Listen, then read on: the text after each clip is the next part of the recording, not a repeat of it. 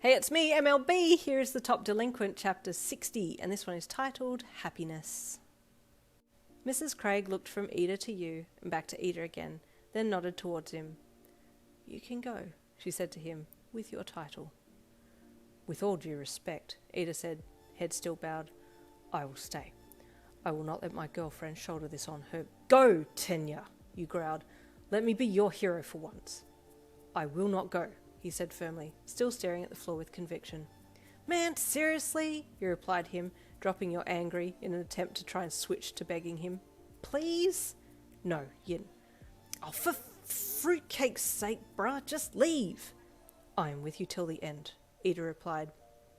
Dude, I'm not dying. I'm just going to talk to her.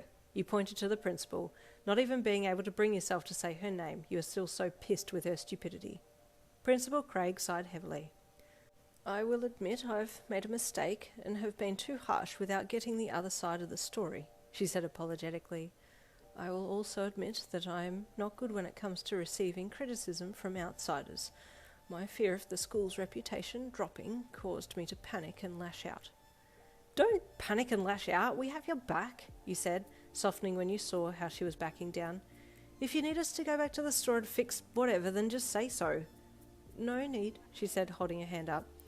No one from the store rang. It was just one customer who witnessed your antics. I bet it was that old lady, you scowled. There was some old hag scowling at me when we were lining up to pay.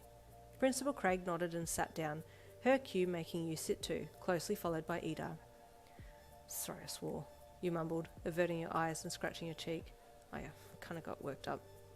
This is the final language warning though, Yin, Mrs. Craig said. You really do need to hold your tongue, but I understand the outburst. You nodded. Yeah, I'll do my best to rein it in. Principal Craig, we also have news for you. Iida added in, now that everyone was calm again. We have come to ask permission that your sister be notified of your whereabouts, and if you wish to make contact. This is the correct procedure given the circumstances. The decision is placed in her hands, whether or not she wishes to see you again. I understand, Principal Craig said with a slightly wobbly voice. Please let her know that I am here and I'd like to meet with her. Of course, Iida replied, bowing once again. Okay, well, if that's all, are we free to go? You asked her, noting that she might want a little alone time after such a heavy start to the morning. Yes, that's all, she replied, clearing her throat and collecting herself as she stood up to wait until you had exited the room. Hey, I'm sorry about saying that I didn't want anything to do with you. That was hurtful, you said softly to her. I do want everything to do with you. We're family now. I'm sorry I lashed out. It's quite all right, Yin, she replied with a soft smile. You nodded and gave her a small smile before turning away while Iida gestured for you to exit the room ahead of him. As soon as the doors to her office closed, Mrs. Craig allowed her emotions to show, tears flooding down her cheeks. Oh, she's grown so much. She's well-spoken, strong, and has someone to fight for. Far from the girl that she was a mere few months ago. Oh, I'm so proud. Yin, Iida said softly to you as you walked down the hall together after exiting the principal's office. You hummed in question, still looking straight ahead. I am most impressed and most grateful for what you did a moment ago in the principal's office. Yeah, nothing to be impressed about or whatever. I just felt really strongly about it, so I acted. You replied nonchalantly. Nonetheless, I'm still impressed, he said with an adoring look in his eye.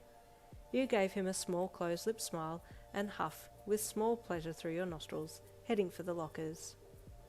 Deep inside, you were still a little annoyed at the whole Seiyu incident, but pushed it to the back of your mind, allowing a little hope that your mum would see Auntie Jane again. I really hope it works out. The next day, Iida was very excited when he met you on the corner. Yin, your mum has requested to see Principal Craig. She was overcome with emotion upon finding out that her older sister is still alive, and it appears that she has been told that she had passed away. What? You gasped as you fell in step beside him. Her parents told her Auntie Jane had died? Apparently so, he replied. God, that's so messed up. I'm so glad everything's coming out in the wash now. Are we going together to tell Auntie Jane? Yes, I believe we should notify her immediately, Iida said with a small smile. She deserves to know as soon as possible. I agree, you smiled. Man, I hope they mend their relationship. I'd love for everything, myself included, to somehow come good. Imagine if we became a functional family again. Sometimes in life things don't go as you had hoped, but there is always a silver lining to every rain cloud, Iida said profoundly. If it hadn't been for my dysfunctional family, I don't think that we would have gotten as close as we are now, so in a weird way I'm grateful for all the BS that's happened. Language, Yin, Iida said softly. Sorry, you said, taking his free, swinging hand in yours. Once at school, you and Iida made your way to the principal's office, ready to give her some good news. Principal Craig, Iida greeted her as you both entered the room. Oh, good morning, you two, she greeted, walking back to her desk and sitting down. What can I do for you? Yin's mother has tearfully agreed to meet with you.